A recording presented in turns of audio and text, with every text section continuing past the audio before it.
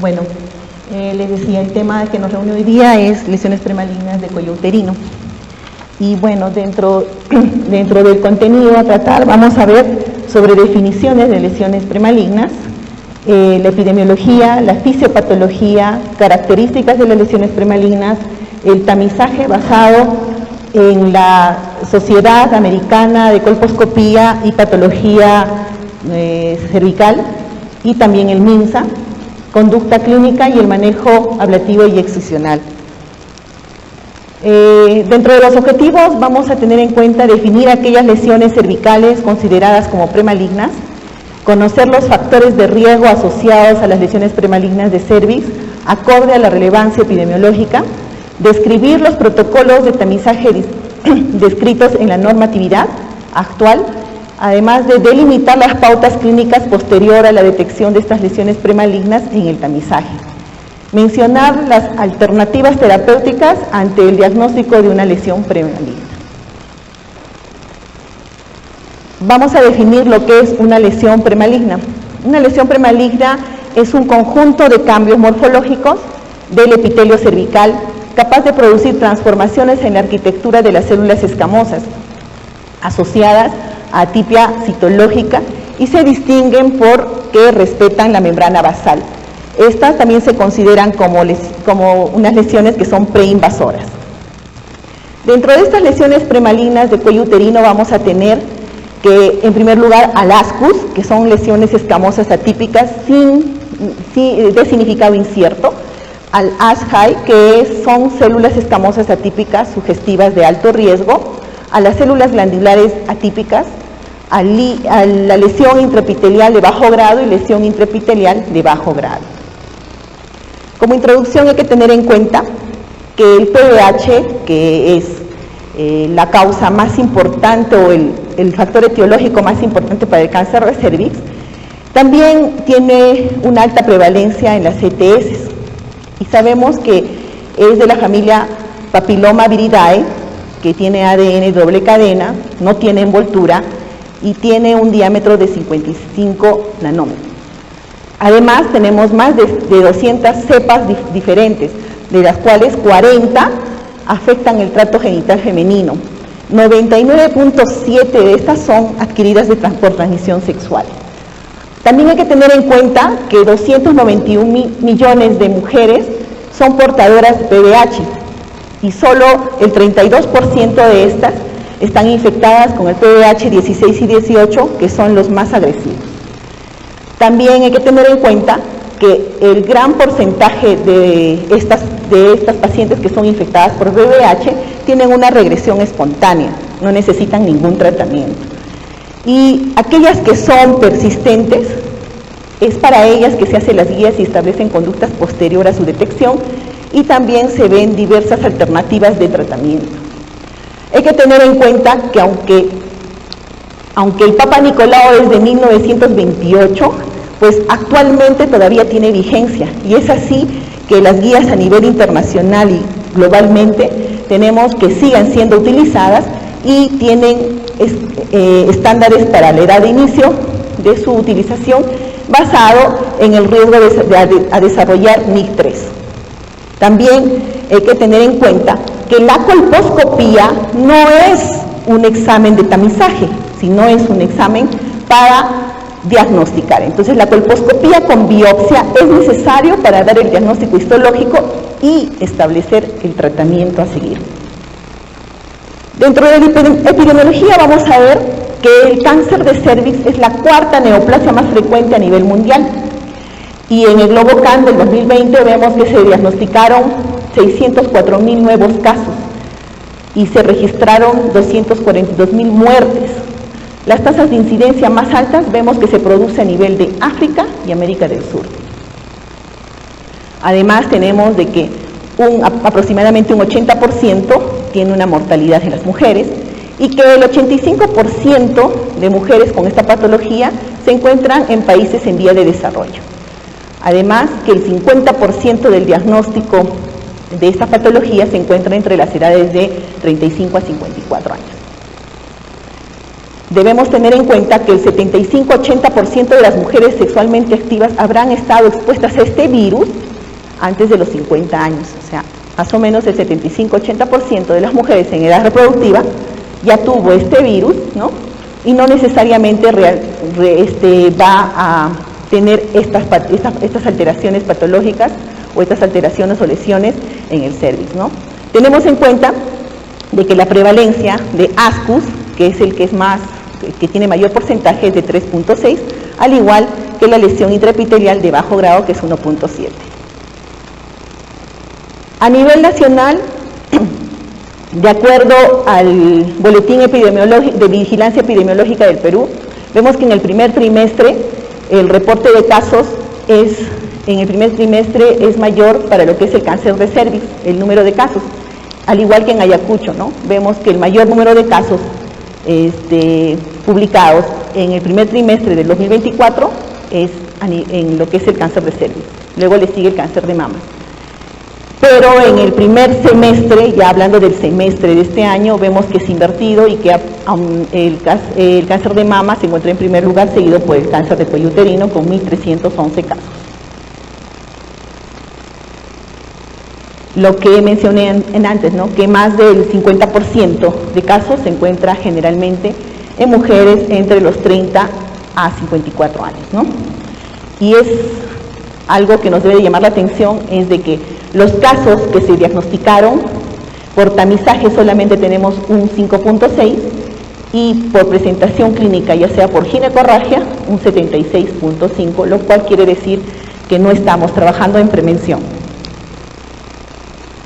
Dentro de los factores de riesgo más importantes tenemos el mayor número de parejas, el mayor número de embarazos, el inicio de relaciones sexuales antes de los 16 años y el no uso del condón, el uso de anticonceptivos orales, al igual que glucocorticoides o corticoides, el nivel de socioeconómico, que también cuando es bajo, ¿no? Y el tabaquismo.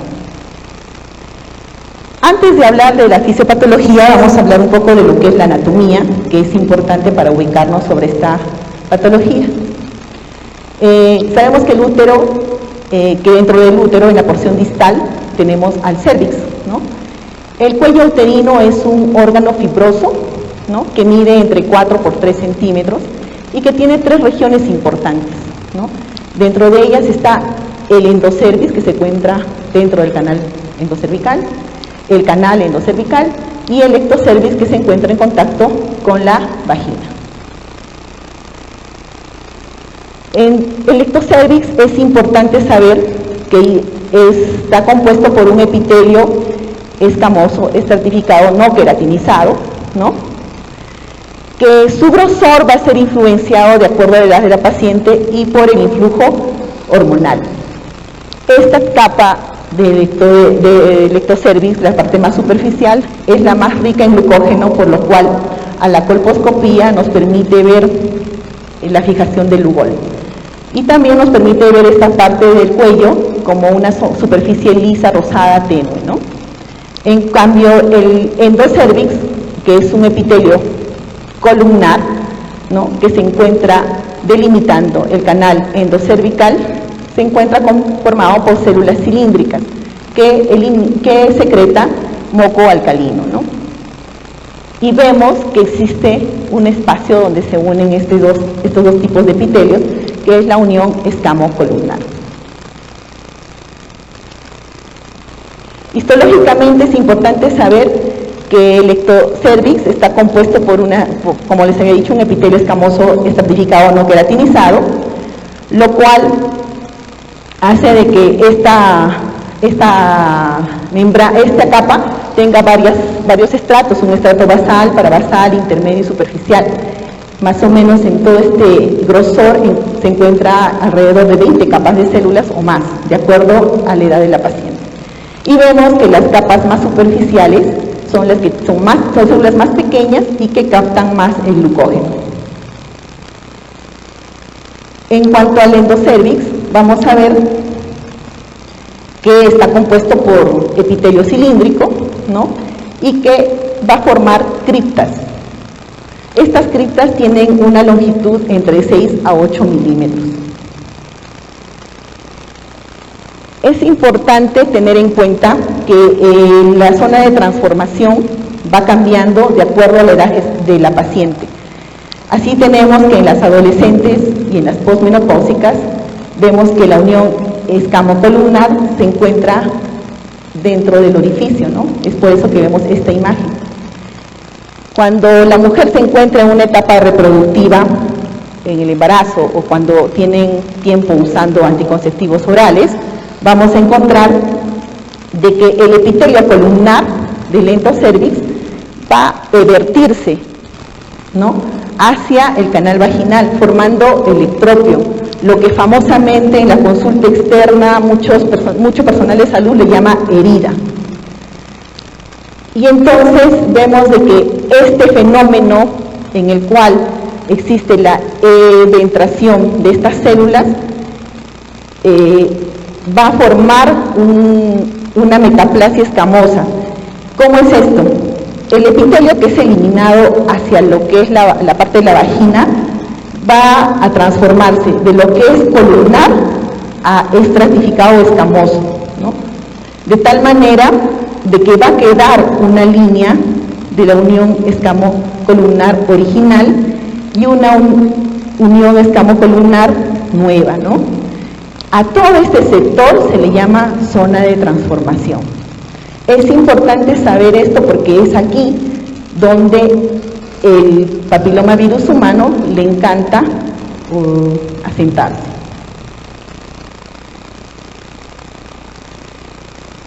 Dentro de los tipos de zona de transformación es importante también conocerlos.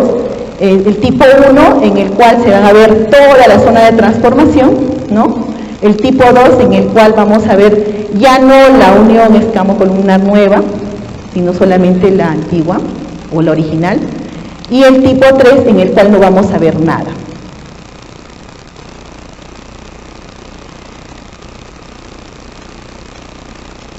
Habíamos hablado del papilomavirus humano, que es de la familia Papillomaviridae, es del género Papillomavirus, no tiene cápsula, tiene una estructura hexaédrica, tiene doble cadena de ADN, ¿no?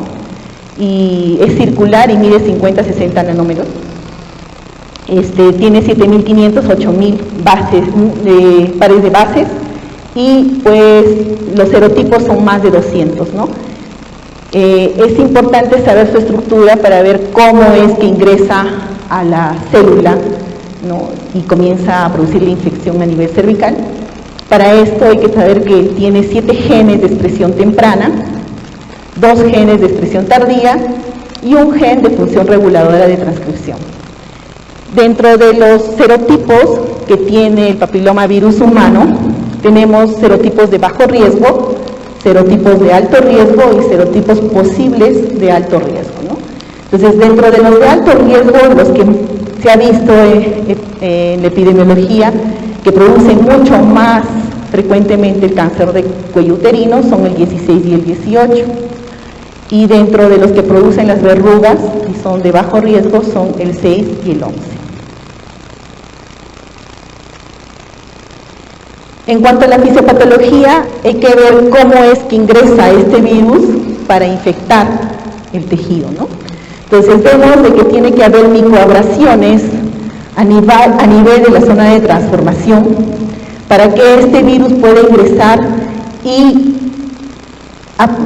infectar lo que son las células basales. ¿Por qué tiene predilección por estas células? Porque estas células tienen multiplicación rápida, tienen alto grado de multiplicación. Y entonces, estas células, cuando van migrando para la superficie, es que a este nivel ingresa o actúa el gen del L1, y cuando llega a este nivel actúa recíprocamente el L1, el L2, para que ingrese a la célula el virus, ¿no? Y de esta manera puede entrar al núcleo de la célula. A este nivel del núcleo va a comenzar a actuar el E6 y E7 para producir la transcripción y la replicación y del virus, y de tal manera que comience a infectar, ¿no? y puede multiplicarse la infección. Dentro de las características de las lesiones premalignas habíamos hablado el ascus, que son células escamosas atípicas de significado indeterminado. Estas tienen como característica citomorfológica que tiene atipia nuclear, ¿no? Entonces, estas van a tener un aumento en el núcleo, va a haber una hipercromasia, las membranas nucleares también son irregulares. En cuanto a lo que es el ASHI, que son las células escamosas atípicas sugestivas de alto riesgo, los cambios celulares no descartan que pueda existir una displasia de alto grado. Y a estas, cuando se encuentra el PBH, hay un mayor riesgo de tener lesiones precancerosas. El ALUS, que son células glandulares atípicas de significado incierto, vamos a tener que existe una atipia nuclear. Hay cambios reactivos o reparativos, pero no carece de características claras para decir que es un adenocarcinoma, pero se da en las células glandulares de las células del endocervix. En cuanto a lo que es la lesión intraepitelial de bajo grado, vamos a tener que generalmente se van a encontrar coilocitos y más del 80% son positivos para PBH. Los núcleos son grandes, hay a veces multinucleación, la cromatina es gruesa, ¿no? Y en lo que se refiere a la lesión intraepitelial de alto grado, vamos a tener que estas generalmente son alrededor del 3%. La progresión es a largo plazo en el cáncer invasivo y pues puede ocurrir un 30% durante más de 30 años incluso. La característica histológica de lo que es el NIC2 es un patrón en tablero de ajedrez y el NIC3 tiene agregados sincitiales. Para nosotros hacer la interpretación, cuando hacemos la interpretación del Papa Nicolau, necesitamos saber la clasificación o nomenclatura. Y la más utilizada actualmente es el sistema Bethesda, ¿no? Que clasifica en una zona, en no normal, una lesión intraepitelial de bajo grado, una lesión intraepitelial de alto grado, pero tiene una zona de gris de interpretación que son el ASCUS y el ASHI. La OMS clasifica en atipia, displasia moderada, displasia severa y cáncer in situ, mientras que Richard pone atipia y clasifica en neoplasia intraepitelial 1, neoplasia intraepitelial 2, neoplasia intraepitelial 3. La historia natural de la enfermedad, vemos de que desde que ocurre la infección y la persistencia del PBH, por más tiempo puede conducir a un cáncer de cuello uterino, pero que no es inmediato, sino tiene hasta una duración de 10 años, ¿no? Entonces, es progresiva. Y la mayoría de las infecciones por PBH son asintomáticas. Más del 90% de las infecciones se eliminan en los siguientes 2 años de manera espontánea, incluso algunas. Y las infecciones por PBH de alto riesgo que persisten por más de 4 años, estas aumentan, incluso llegan a ser 100 veces más el riesgo para hacer cáncer, ¿no? En cuanto a la progresión de la enfermedad, vamos a ver que un NIC1 puede regresionar en un 60% y puede progresar a cáncer de cuello uterino en un 1%. Un NIC2 puede regresionar en un 40% y la progresión de la enfermedad será un 5%. Un NIC3 puede regresionar en un 33%, pero la progresión a cáncer de cuello uterino es de más del 12%. Y en cuanto al tamizaje, como les había mencionado al inicio, seguimos utilizando la citología, que es el Papa Nicolau tradicional, en el cual vamos a obtener las células del exocervix y endocervix para evaluar la zona de transformación. Que el instrumental que se utiliza es muy sencillo, de espátula de aire y un cepillo endocervical, el cual se utiliza para tomar muestra del endocervix con un movimiento de rotación de 180 grados, al igual que la espátula de aire para sacar la muestra de las células del exocervix. Se puede utilizar una base líquida o una base convencional. Para ver la interpretación del Papa Nicolau hay que tener establecido de que nos pueden el patólogo mandar estos resultados, ¿no? Una evaluación de la muestra satisfactoria cuando vemos de que sí se ha tomado muestras endocervicales y exocervicales, insatisfactoria cuando no hay muestras del endocervix, generalmente. En cuanto a la interpretación, vamos a tener que nos pueden mandar como resultado un negativo para lesiones intraepiteliales o malignidad, hallazgos no neoplásicos como pueden ser la metaplasia escamosa, cambios queratóticos, atrofia, cambios asociados al embarazo y una cervicitis linfocítica, ¿no? También nos pueden enviar la presencia de microorganismos como son la Gardnerella, la Cándida, cocos, ¿no? Y las anormalidades de las células epiteliales que nos pueden mandar como escamosas y glandulares.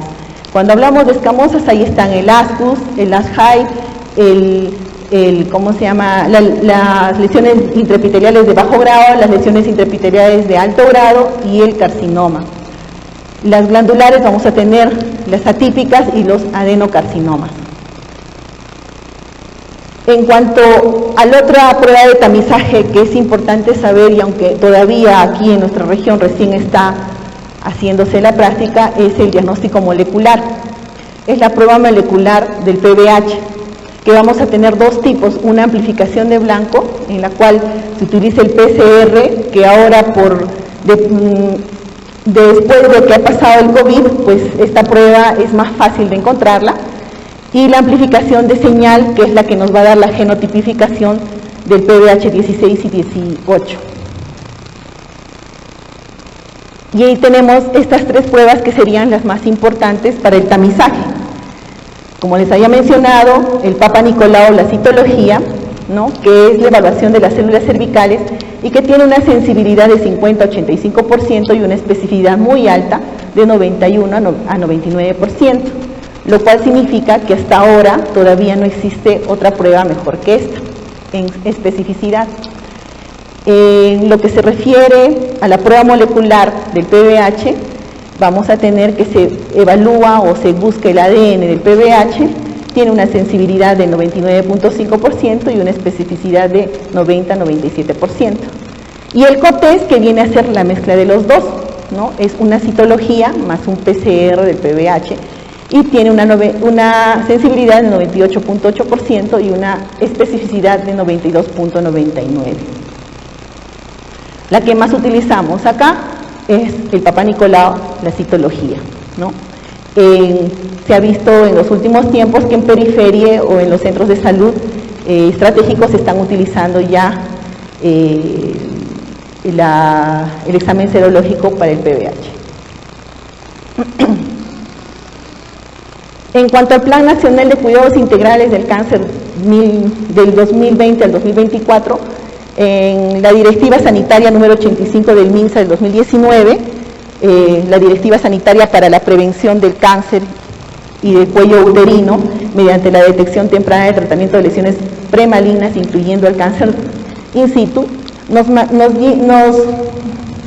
menciona de que el procedimiento de la prueba molecular para PBH solo se hace en mujeres de 30 a 49 años y de acuerdo a disponibilidad del presupuesto, o sea, se va a implementar progresivamente. Y el Papa Nicolau se hace a mujeres de 25 a 64 años, a gestantes y a mujeres con VIH. Y el IVA a mujeres de 30 a 49 años, ¿no? Que es una estrategia a corto plazo y de bajo costo. Cuando hablamos del PBH como prueba molecular, eso se va a hacer cada 5 años y solamente en esta población objetivo. El Papa Nicolau se hace cada 2 años según esta norma directiva. El IVA se hace también igual que el Papa Nicolau cada 2 años. Las guías internacionales muestran otro tipo de panorama, ¿no? La sociedad americana inicia el tamizaje a los 25 años y termina a los 65, a mayores de 65. vemos de que las características son: primero se hace pruebas moleculares cada 5 años, COTES, o sea, las dos, tanto el citológico como la prueba molecular, cada 5 años, la citología o el Papá Nicolau cada 3 años. Como vemos, en todas las guías todavía existe la citología, no está desfasada, ¿no? En mayores de 65 años vamos a suspender ya el fin del tamizaje cuando tienen 2 pruebas de BPH negativo o 3 citologías negativas en 10 años. Eso es para la escuela americana.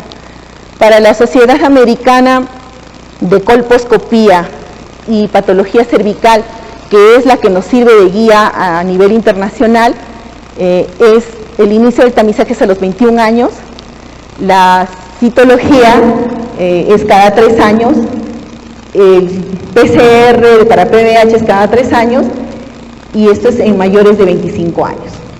El fin del tamizaje es en mayores de 65 años con 3 Papá Nicolau previos negativos, 2 COTES negativos y sin antecedentes de NIC2. En la sociedad canadiense vemos que la citología cervical es cada 3 años, a partir de los 24 años, y termina en mayores de 70 años. En el MINSA, para nosotros, el inicio del tamizaje es a los 24 años, ¿no? Una citología cada 2 años, prueba molecular y BPH o COTES cada 5 años en mujeres de 39, de 29 a 44 años, y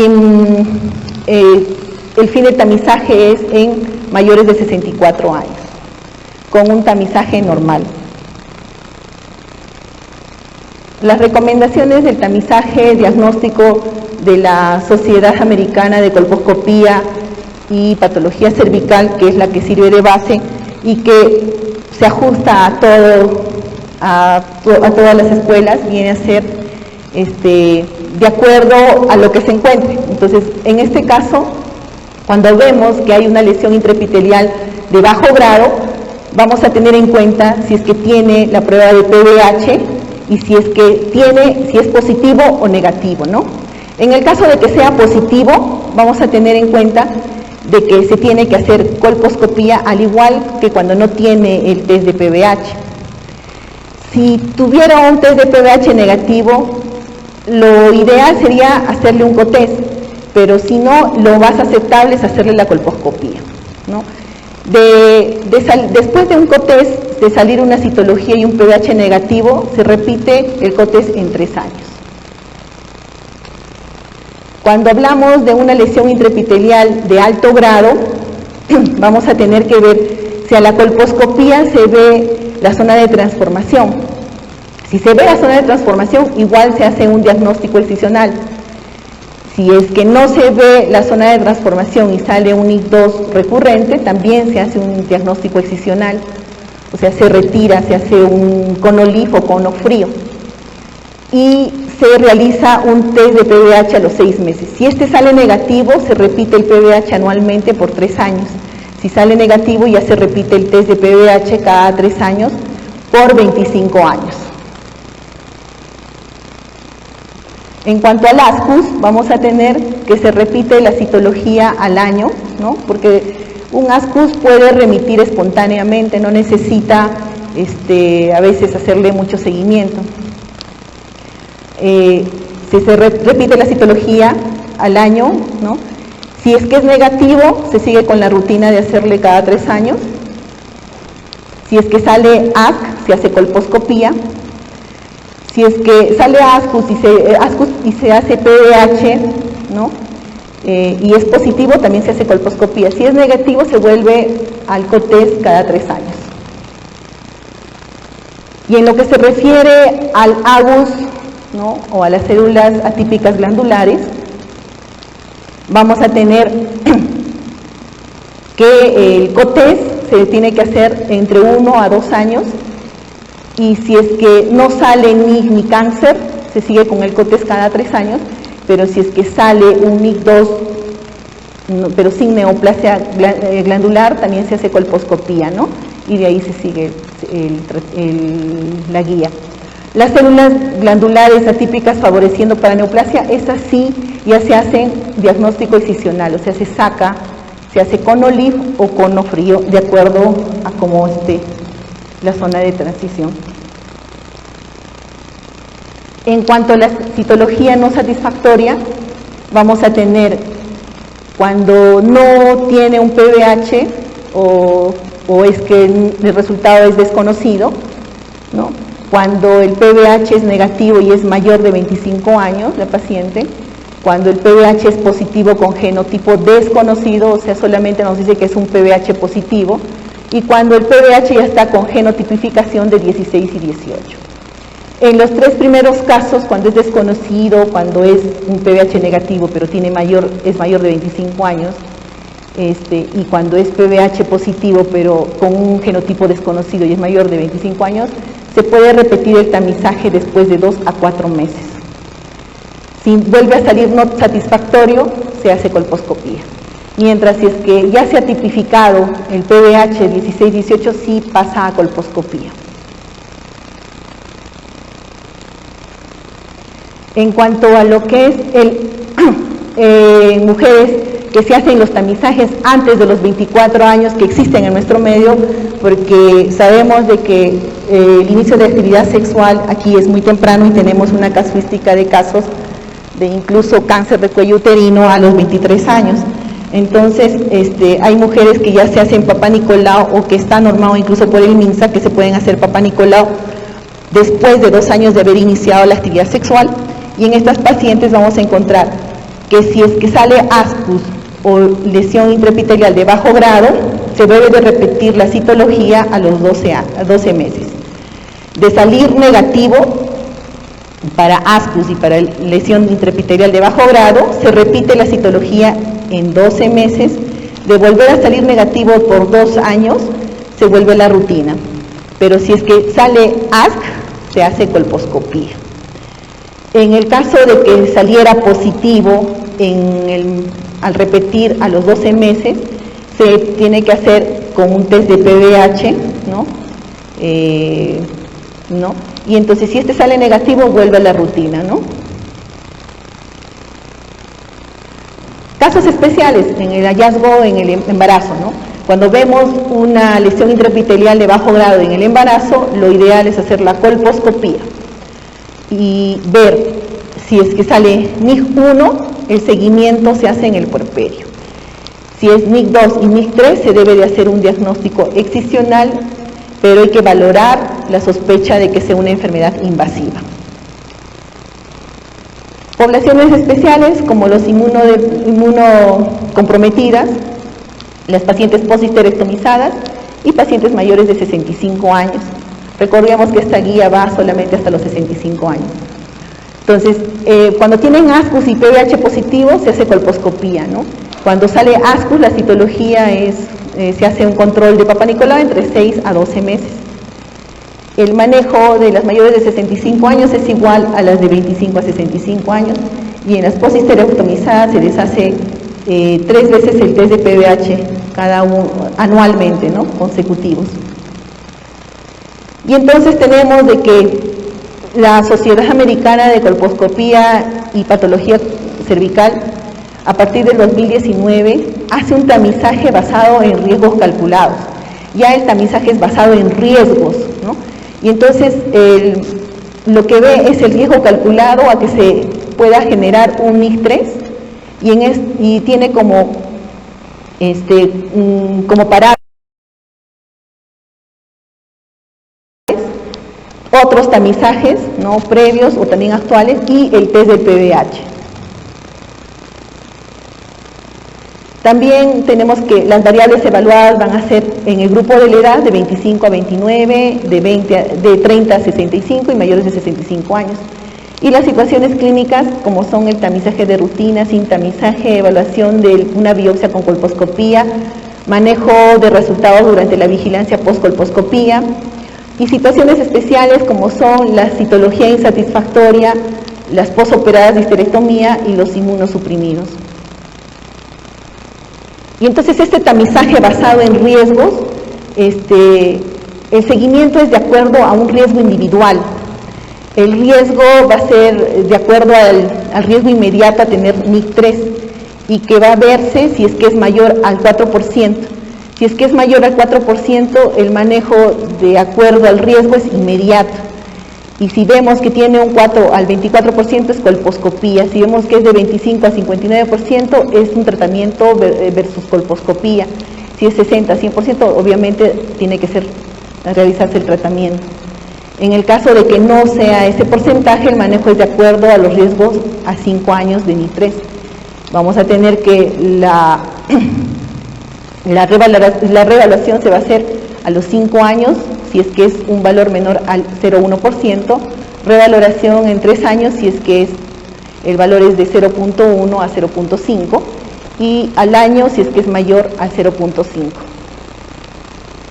Vemos de que este tamizaje por riesgos ha creado esta sociedad americana de colposcopía y patología cervical, ha creado un aplicativo al cual se puede acceder, igual que medicina fetal, se puede acceder bajo un monto y se instala en el celular y se le pone, ¿no?, bajo las variables que les había dicho de edad y de los diferentes exámenes que tiene, y nos va a arrojar el porcentaje de riesgo para patologías de lesiones premalignas, ¿no?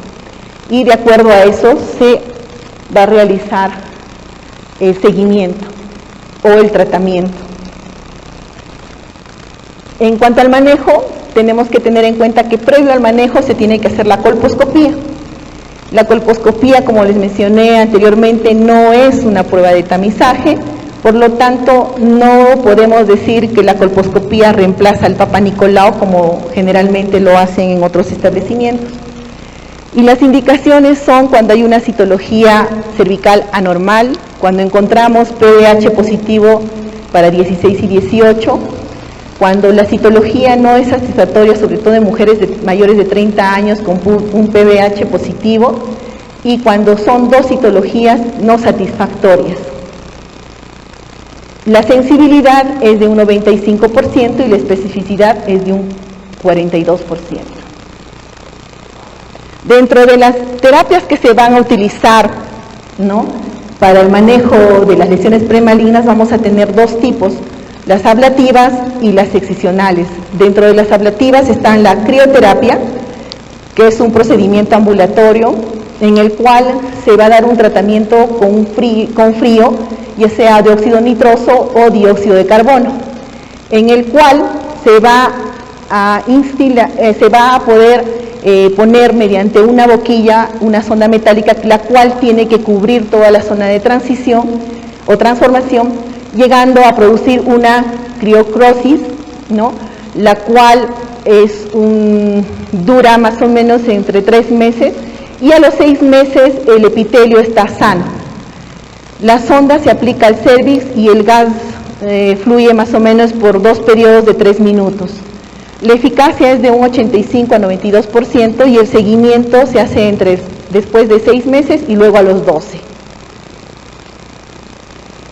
En cuanto a la otra terapia ablativa, que es la ablación térmica, vamos a tener que la termocoagulación del epitelio cervical en la zona de transformación va a producir una descamación del epitelio y disección del estroma y de las criptas con el calor seco, que es a más o menos a 100 grados centígrados.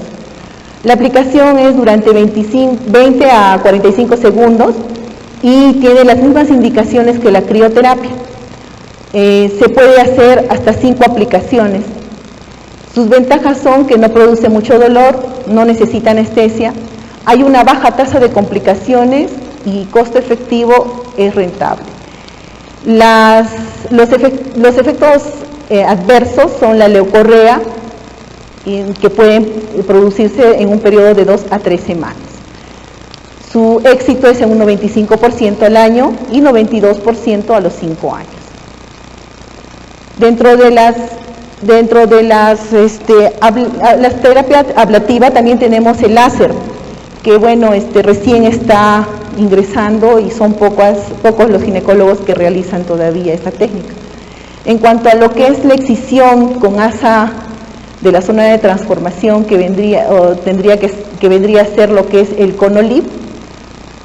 Vamos a tener que su aplicación es cuando hay un NIC2 y NIC3, ¿no? También tiene que verse mucho la localización y el tamaño de la lesión. Lo bueno es que es con anestesia local y es de manera ambulatoria. Siempre que se realiza tiene que ser con un diagnóstico histopatológico previo. Las complicaciones pueden ocurrir en un 7 a 10% y un 50-70% producen sangrado escaso, leucorrea y dolor pélvico. Es importante saber elegir el diámetro del asa, y entonces el asa de 8 milímetros se utiliza generalmente para un NIC2 y el de 15 para un NIC3. La conización, que vendría a ser el cono frío que todos conocemos, que es la exéresis de una parte del cuello, que se va a utilizar en adenocarcinoma in situ y en carcinoma microinvasivo, también en lesiones intraepiteliales en las que la zona de transformación es tipo 3, que no se ve. La desventaja de esta técnica es que se necesita anestesia regional o general y requiere de hospitalización, ¿no? Si vemos las técnicas ablativas con las técnicas excisionales, la diferencia es que en las excisionales vamos a tener el tejido que puede llevarse a anatomía patológica para el estudio respectivo y para ver si es que el compromiso de los bordes, si es que hay compromiso en los bordes o no. Dentro de las conclusiones vamos a tener que las lesiones premalignas de cervix representan un problema de salud pública y que requieren de nuestro conocimiento para una detección oportuna. La citología sigue siendo un arma y es muy importante para la prevención y la lucha contra las lesiones del cuello uterino. Debemos de conocer las diferentes clasificaciones al momento de interpretar un reporte citológico, y las guías actuales utilizan el test de PBH para el diagnóstico y seguimiento de lesiones de cuello uterino. Entonces, la debilidad de nosotros es que no contamos con el test de PBH, ¿no? No tenemos la prueba molecular, lo cual no nos deja de repente hacer un buen seguimiento de las pacientes en las que se realiza el tratamiento. Debemos tener en cuenta que el uso de las guías de manejo para las lesiones de cuello uterino, y debemos de usarlas para que el manejo de estas lesiones sea adecuado. Hay que tener en cuenta de que la colposcopía no es una prueba de tamizaje, no es una prueba de diagnóstico, y que no se puede comparar la colposcopía con la citología. Eso es todo, muchas gracias. ¿Alguna pregunta?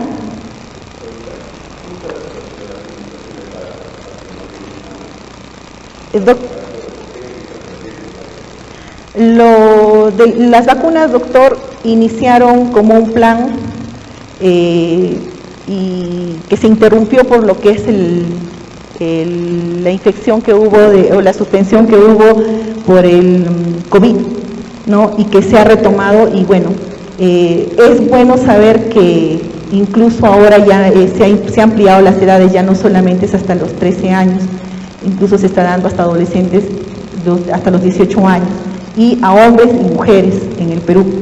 Y eso es importante porque incluso en otros países como México, doctor, se ha probado esto, y esto ha hecho que baje bastante la incidencia de lo que es el papilomavirus. Es importante lo que es la prevención primaria, que es la vacunación.